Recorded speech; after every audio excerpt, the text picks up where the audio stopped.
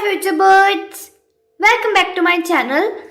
आज हम करने वाले हैं कक्षा 10वीं विषय हिंदी की कविता हम राज्य लिए मरते हैं के प्रश्न उत्तर और प्रसंग सहित व्याख्या। तो शुरू करते हैं। सबसे पहले हम करेंगे प्रसंग सहित व्याख्या। तो हमें पैरा दिया हुआ है, हम राज्य लिए मरते हैं, सच्चा राज्य परंतु हमारे कृषक ही करते हैं, जिनके खेतों में है अन्न, कौन अधिक उनसे संपन्न, पत्नी सहित विचरते हैं वे, भव वैभव भरते हैं, हम राज्य लिए मरते हैं। तो इसका प्रसंग लिखेंगे। प्रस्तुत पंक्तियां हिंदी की पाठ्य पुस्तक में संकलित मैथिली शरण गुप्त द्वारा रचित कविता हम राज्य लिए मरते हैं में से ली गई है। इन पंक्तियों में श्री राम के भाई लक्ष्मण की पत्नी उर्मिला राज्य के कारण पैदा हुए गृह क्लेश से दुखी होकर किसानों के शांतिपूर्ण जीवन की प्रशंसा कर रही है। अब हम इसकी व्याख्या देख लेते हैं। उर्मिला कहती है कि हम आपस में राज्य के लिए लड़ते झगड़ते रहते हैं और राज्य के कारण उत्पन्न गृह क्लेश से दुखी रहते हैं, लेकिन सच्चा राज्य तो हमारे किसान करते हैं। उर्मिला किसानों के खुशहाल और शांतिपूर्ण जीवन की प्रशंसा करते हुए कहती है कि जिन किसानों के खेतों में अनाज पैदा होता है, उनसे अधिक संपन्न या धनवान और सुखी कौन हो सकता है। अर्थात सबसे अधिक सुखी एवं धनवान अनाज पैदा करने वाले किसान ही होते हैं। किसान अपनी पत्नी एवं परिवार के साथ रहते हैं। वे अपने परिवार के साथ स्वतंत्रता और आनंद से घूमते फिरते हैं। किसान भव वैभव अर्थात संसार की सारी खुशियां हासिल करते हैं, लेकिन एक हम हैं जो राज्य के लिए आपस में लड़ते झगड़ते रहते हैं। आगे है, वे गोधन के धनी उदार, उनको सुलभ सुधा की धार, सहनशीलता के आगर वे श्रम सागर तरते हैं, हम राज्य लिए मरते हैं। तो इसका जो प्रसंग है वो कुछ इस प्रकार आएगा। Wait a minute just. तो इसका जो प्रसंग है वो ऐसे आएगा। प्रस्तुत पंक्तियां हिंदी की पाठ्य पुस्तक में संकलित मैथिली शरण गुप्त द्वारा रचित कविता हम राज्य लिए मरते हैं में से ली गई है। इन पंक्तियों में लक्ष्मण की पत्नी उर्मिला किसानों के खुशहाल एवं मेहनत से भरे जीवन की प्रशंसा कर रही है। देखो, प्रसंग मैं बार बार इसलिए रीड कर रही हूँ, आपको याद हो जाएगा। ये वैसे सेम होता है, इसकी फर्स्ट 2 लाइन्स तो सेम ही होती है।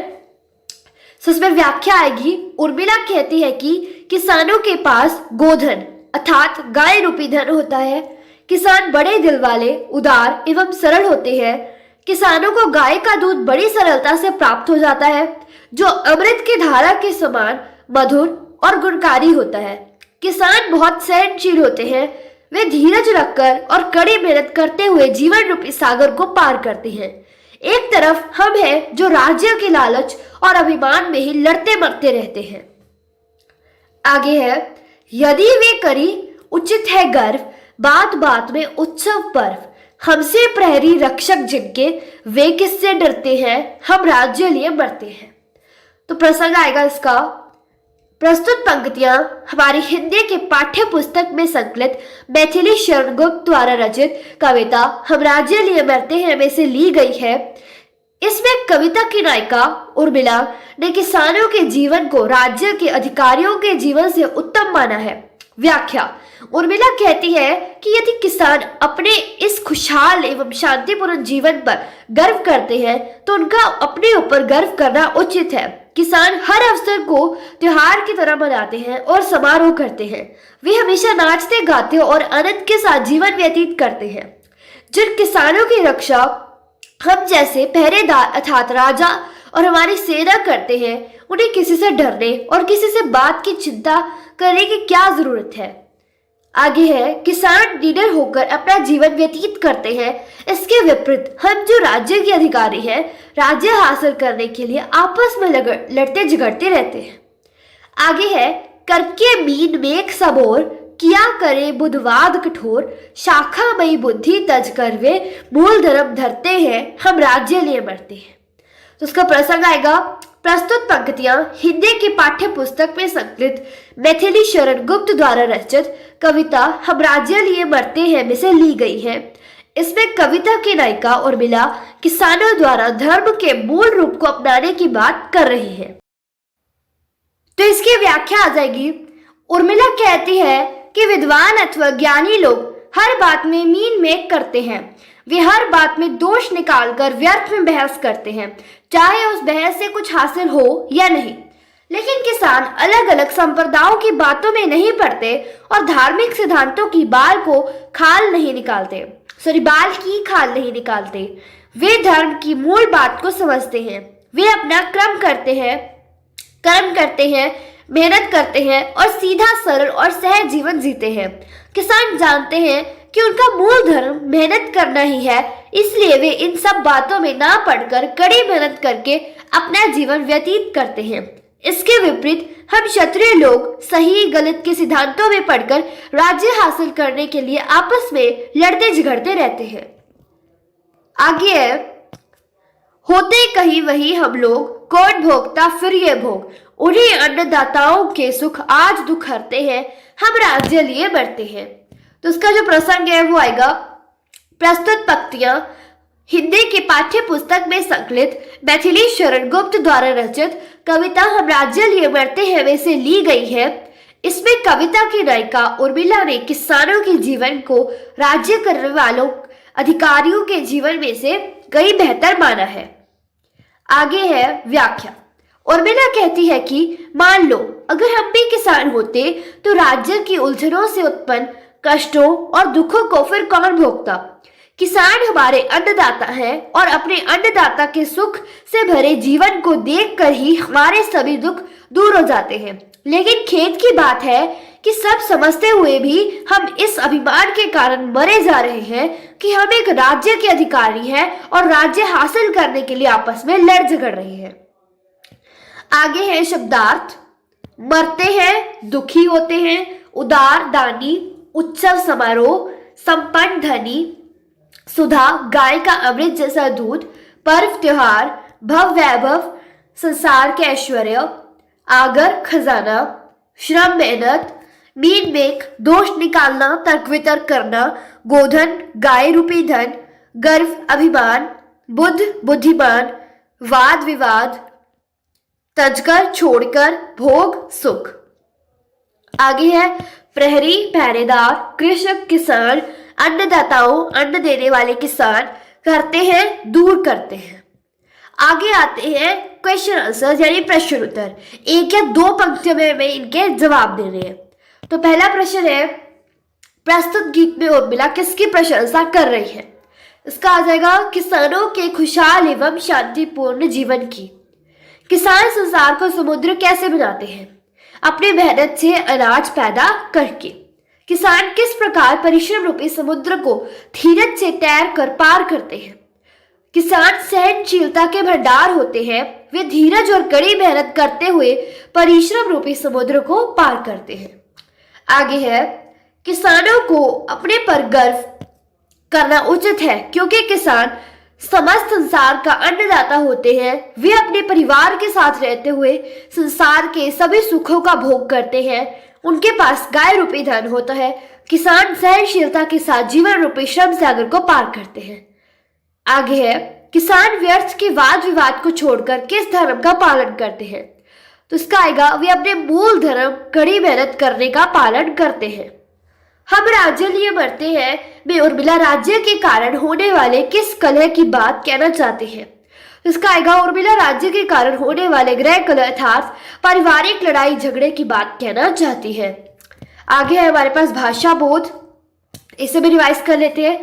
तो विपरीत शब्द लिखने हैं, संपन्न विपन्न, धनी निर्धन, उदार अनुदार, रक्षक भक्षक, सुलभ दुर्लभ, उचित अनुचित, कठोर कोमल, धर्म अधर्म। आगे आते हैं हमारे पास दो दो प्रायवाची शब्द लिखने के लिए, पत्नी, गृहिणी, वधू, बेगम, जीवन संगिनी, किसान, कृषक, अन्नदाता, हलवाहा, सागर, जलधि, उदधि, समुद्र, सिंधु, उत्सव, पर्व त्योहार, समारोह। आगे आता है भिन्नार्थक शब्दों के अर्थ लिखकर वाक्य बनाएं। अन्न, अन्न का अर्थ होता है अनाज। इसका वाक्य आ जाएगा, किसान अन्न पैदा करके संसार को समृद्ध बनाते हैं। अन्य दूसरा, उसे अपने अलावा अन्य किसी पर भी विश्वास नहीं है। उदार यानी दयालु, महाराजा रणजीत सिंह बड़े उदार राजा थे। उधार ऋण, हमें उधार लेने की आदत से बचना चाहिए। तो यहाँ जो हमारा पाठ है ये खत्म होता है। होप आपको मेरी वीडियो पसंद आई होगी। मेरी वीडियो पसंद आई तो वीडियो को लाइक करो, शेयर करो, कमेंट करो और 10th PSCB की तैयारी के लिए मेरे चैनल को सब्सक्राइब करो। Thanks for watching the video.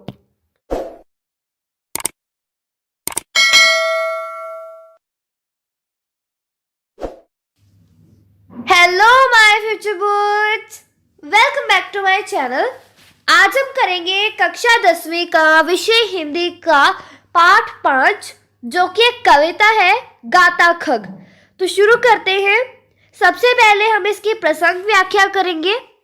हमारे पास जो इसकी पंक्तियां दी हुई है वो है, गाता खग प्रातः उठकर सुंदर सुखमय जग जीवन, गाता खग संध्या तट पर मंगल मधुमय जग जीवन। तो इसकी जो प्रसंग और व्याख्या से देख लेते हैं। प्रसंग है, प्रस्तुत पंक्तियां हमारी हिंदी की पाठ्य पुस्तक में संकलित सुमित्रा नंदन पंत की कविता गाता खग में से ली गई है। इन पंक्तियों में कवि ने प्रकृति के विविध स्वरूपों का वर्णन किया है। इसकी व्याख्या आएगी।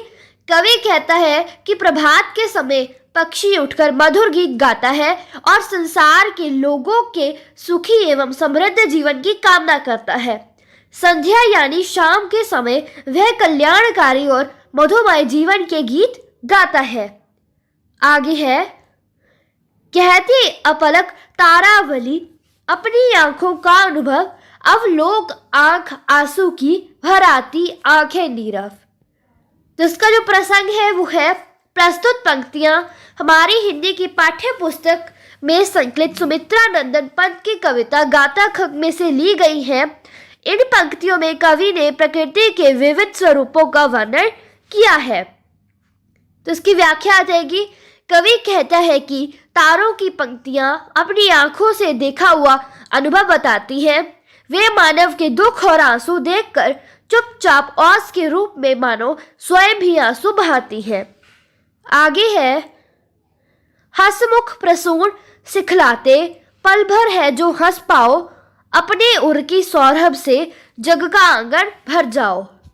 तो इसका जो प्रसंग है वो देख लेते हैं। प्रस्तुत पंक्तियां हमारी हिंदी की पाठ्य पुस्तक में संकलित सुमित्रा नंदन पंत की कविता गाता खग में से ली गई है।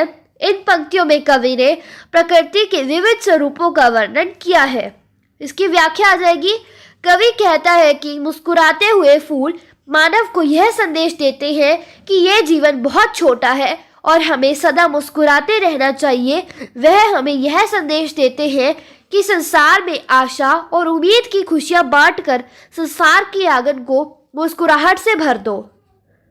आगे है, उठ उठ लहरें कहते यह हम कूल विलोक ने पाए, पर इस उमंग में बह नित आगे बढ़ती जाए। तो उसका जो प्रसंग है वो आ जाएगा। प्रस्तुत पंक्तियां हमारी हिंदी की पाठ्य पुस्तक में संकलित सुमित्रा नंदन पंत की कविता गाता खग में से ली गई है। इन पंक्तियों में कवि ने प्रकृति के विविध स्वरूपों के माध्यम से मनुष्य को जीवन में आशावादी बनने की प्रेरणा दी है। इसकी व्याख्या आ जाएगी। कवि कहता है कि पानी की लहरें उठ उठकर मानव को बिना असफलता या किसी डर की परवाह किए बिना आगे बढ़ते रहने का संदेश देती हैं। चाहे पानी की लहरों को किनारा नहीं दिखता, पर वे फिर भी इसी आशा और विश्वास के साथ आगे बढ़ जाती हैं कि उन्हें किनारा अवश्य मिलेगा। वे अपने लक्ष्य को, किनारे को अवश्य पालेंगी। पानी की लहरें उमंग में बिना रुके आगे ही आगे बढ़ती रहती हैं।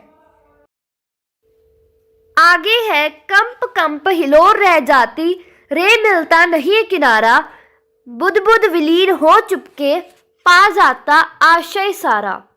इसका प्रसंग आ जाएगा। प्रस्तुत पंक्तियां हमारी हिंदी की पाठ्य पुस्तक में संकलित प्रकृति के कवि पंत जी की कविता गाता खग में से ली गई है।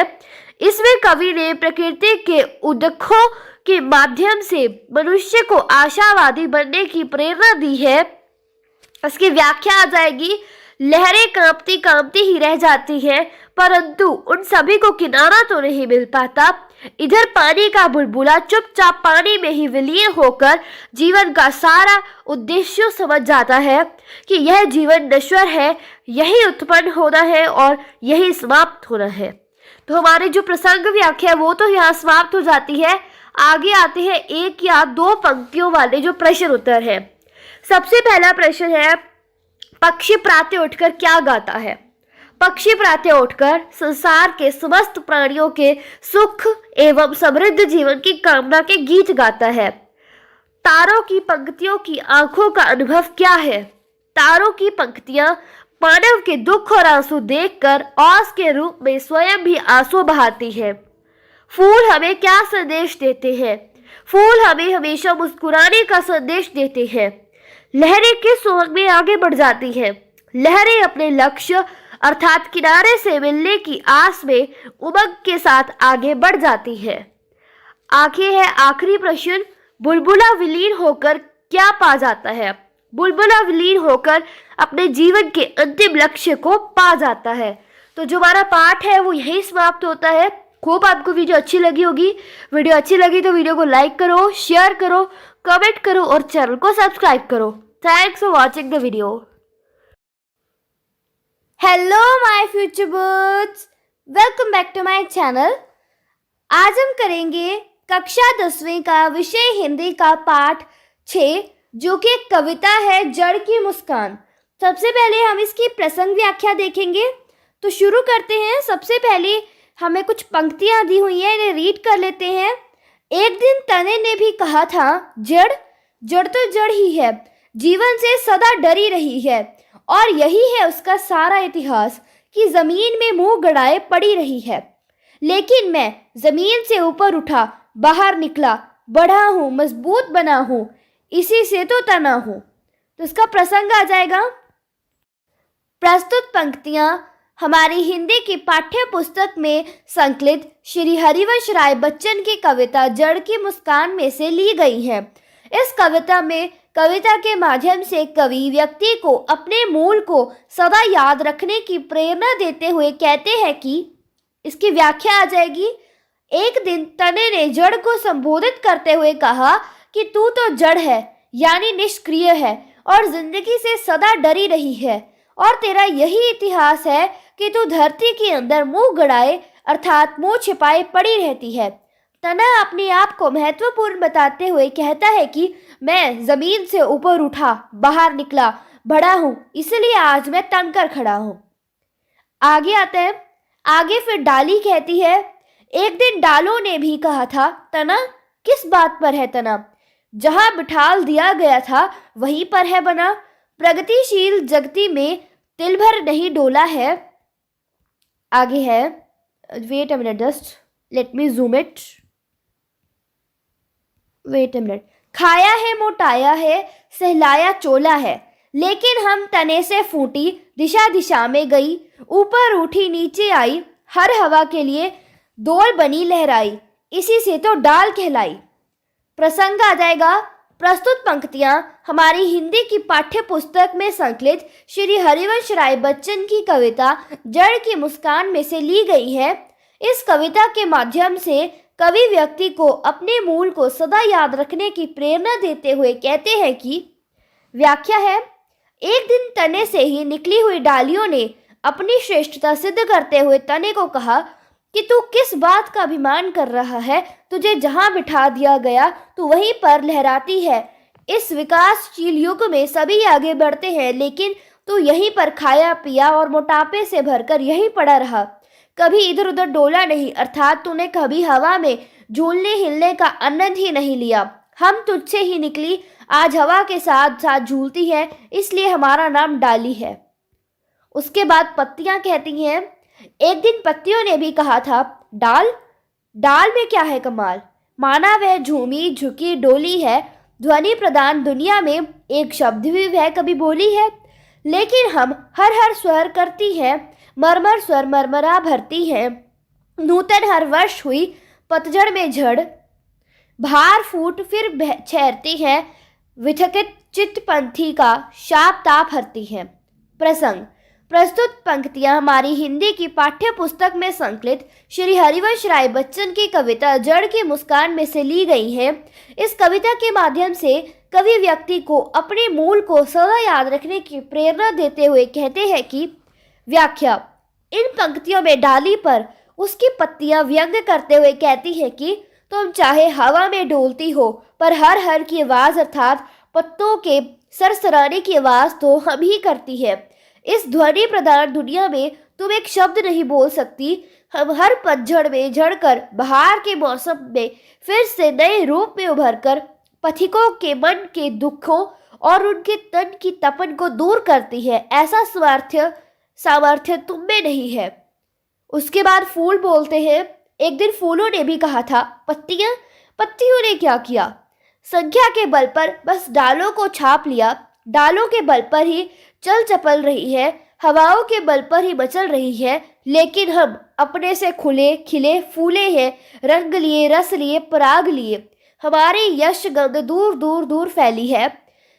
भ्रमरों ने आकर हमारे गुण गाए हैं, हम पर बराए हैं, सबकी सुन पाए हैं, जड़ मुस्कुराई है। तो उसका प्रसंग व्याख्या भी देख लेते हैं। प्रसंग आएगा, प्रस्तुत पंक्तियां हमारी हिंदी की पाठ्य पुस्तक में संकलित श्री हरिवंश राय बच्चन की कविता जड़ की मुस्कान में से ली गई है। इस कविता के माध्यम से कवि व्यक्ति को अपने मूल को सदा याद रखने की प्रेरणा देते हुए कहते हैं कि व्याख्या। फूल अपने आप को पत्तियों से श्रेष्ठ सिद्ध करते हुए पत्तियों पर व्यंग करते कहते हैं कि चाहे पत्तियों ने डालियों को भर दिया, परंतु उनका अस्तित्व डाली के कारण ही है। परंतु हम फूल तो स्वयं खिले हैं, फूले हैं, हमें रस भरा है, पराग लिए हैं और हमारी सुगंध की प्रशंसा दूर दूर तक फैली है। भंवरे आकर उनका गुणगान करते हैं। सभी हम पर पगलाए हुए हैं, अर्थात सभी भंवरे हम पर दीवाने हैं और पागलों की तरह हम पर अपना प्यार बरसाते हैं। जड़ उन सब की बातें सुनकर मुस्कुरा देती है, क्योंकि जड़ को पता है कि इन सब का अस्तित्व उसके कारण ही है, परंतु सब अपने घमंड में चूर हैं और अपने आप को ही श्रेष्ठ सिद्ध करना चाहते हैं। उसके बाद आता है हमारे पास प्रश्न उत्तर। सबसे पहले वो प्रश्न है जिनके उत्तर एक या दो पंक्तियों में देने हैं। एक दिन तने ने जड़ को क्या कहा? एक दिन तने ने जड़ से कहा कि वो तो निष्क्रिय है, वो जिंदगी से सदा डरी रही है और धरती के अंदर मुंह गड़ाए पड़ी रहती है। जड़ का इतिहास क्या है? जड़ का इतिहास यही है कि वह धरती के अंदर मुंह गड़ाए पड़ी रहती है और वह निष्क्रिय है। डाली तने को हीन क्यों समझती है? डाली तने को हीन इसलिए समझती है क्योंकि उसे जहां बिठा दिया गया वो वहीं पर ही रहा। इस प्रगतिशील संसार में कभी भी इधर उधर नहीं लहराया, खा खाकर मोटा हो गया है। आगे है, पत्तियां डाल की किस कमी की ओर संकेत करती हैं? पत्तियां डाल की कमी की ओर संकेत करके कहती है कि वे इस ध्वनि प्रधान दुनिया में कभी एक शब्द भी नहीं बोल पाई। फूलों ने पत्तियों की चंचलता का आधार क्या बताया? फूलों ने पत्तियों की चंचलता का आधार डाली को ही बताया, क्योंकि वे उसी के सहारे लहराती है और हवा में डोलती है। सबकी बातें सुनकर जड़ क्यों मुस्कुराई? सबकी बातें सुनकर जड़ मुस्कुरा पड़ती है, क्योंकि तना, पत्ते, डाल, फूल जो अपने को श्रेष्ठ सिद्ध करने में लगे हैं, वो सब यह नहीं जानते कि उन सबका जीवन आधार केवल जड़ के कारण ही है। उसी के कारण उनकी सत्ता है। हमारा जो पाठ है ये यहाँ खत्म होता है। होप आपको वीडियो अच्छी लगी होगी। अगर वीडियो अच्छी लगी तो वीडियो को लाइक करो, शेयर करो, कमेंट करो और मेरे चैनल फ्यूचर बर्ड्स को सब्सक्राइब करो। Thanks for watching the video.